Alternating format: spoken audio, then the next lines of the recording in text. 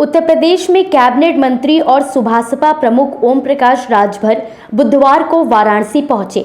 इस दौरान उन्होंने विपक्ष पर जमकर निशाना साधा। उन्होंने नेशनल हेराल्ड केस को लेकर कांग्रेस के विरोध प्रदर्शन पर तंज कसते हुए कहा कि प्रदर्शन के अलावा कांग्रेस के पास अब कोई रास्ता नहीं बचा है। जब ये लोग सत्ता में होते हैं तो जनता को भूल जाते हैं और जब सत्ता से बाहर हो जाते हैं तो सड़कों पर प्रदर्शन करते हैं। उन्होंने राहुल गांधी पर तीखा हमला बोलते हुए कहा कि वे विदेशों में हवा लेने जाते हैं और लौटकर यहां चुनाव लड़ने की तैयारी करते हैं। उन्होंने इसे जन भावनाओं से डिस्कनेक्ट राजनीति बताया। कांग्रेस या विपक्ष के पास प्रदर्शन के अलावा कोई रास्ता नहीं है। अब वो सब खाली प्रदर्शन ही करेंगे। जब ये लोग सत्ता में रहते हैं तब ये गरीब, कमजोर, पिछड़े, दलित, अल्पसंख्यक याद नहीं आते हैं। इनको रोटी, कपड़ा, मकान, शिक्षा, दवाई याद नहीं आता है। जब सत्ता से बाहर होते हैं तो इनको कोई काम तो रहता है नहीं। ये अपना खाली सिर्फ यही सब ड्रामा करते हैं। समाजवादी पार्टी के राष्ट्रीय अध्यक्ष अखिलेश यादव द्वारा ईडी को समाप्त करने के बयान पर ओपी राजभर ने पलटवार किया। उन्होंने कहा कि ईडी कोई किसी पार्टी की बनाई संस्था नहीं है। यह भारत के संविधान से संचालित होती है। इसे कांग्रेस ने नहीं बल्कि संविधान ने स्थापित किया है और इसके अधिकारों में हस्तक्षेप उचित नहीं है। देखिए, संविधान के दायरे में काम बना है, कांग्रेस ने नहीं बनाया है। आवश्यकता उत्पत्ति की जननी होती है। उस समय उसकी आवश्यकता महसूस हुई और सरकार ने बनाई, चाहे वो किसी की सरकार रही। कानून व्यवस्था को लेकर भी लगातार सरकार को घेर रहे हैं अखिलेश यादव। जब उनकी सरकार थी तो खुद समाजवादी पार्टी को लोग गुंडों की सरकार कहते थे। अपराधी छुट्टा सांड की तरह घूमते थे। अब तो अपराधियों पर अंकुश लगा है।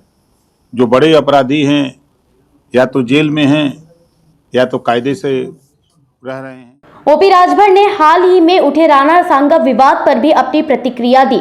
उन्होंने कहा कि भारत के महापुरुष किसी एक जाति, क्षेत्र या पार्टी के नहीं होते।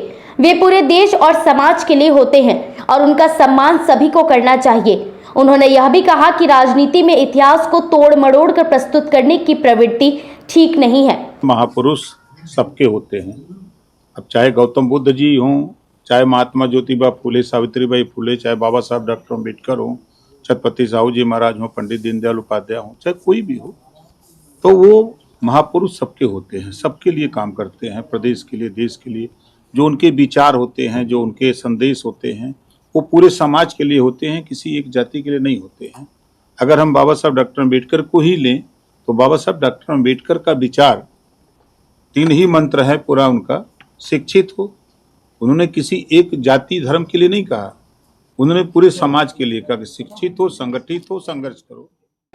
वहीं मुर्शिदाबाद में हुई सांप्रदायिक हिंसा को लेकर ओम प्रकाश राजभर ने ममता सरकार पर हमला बोलते हुए कहा कि पश्चिम बंगाल में अब राष्ट्रपति शासन लगाने की आवश्यकता है। राज्य में कानून व्यवस्था पूरी तरीके से चरमरा गई है और न्यायालय ने भी इस विषय पर गंभीर टिप्पणियां की हैं। उन्होंने केंद्र सरकार से इस मामले में हस्तक्षेप करने की मांग की है। बंगाल में वास्तव में राष्ट्रपति शासन लगना चाहिए, इस नाते कि हाई कोर्ट ने टिप्पणी की है और केंद्रीय रिजर्व बल मांगा है, तो कहीं न कहीं महसूस किया है तब ना।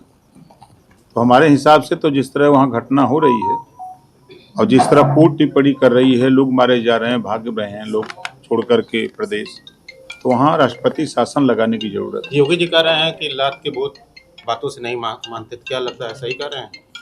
ऐसी आवश्यकता है। रामायण में चौपाई लिखा है, बिना न मानत जलद जड़ गए बीत दिन 3, बोले राम सकोप तब भय बिन होई न प्रीत। चौपाई है रामायण में।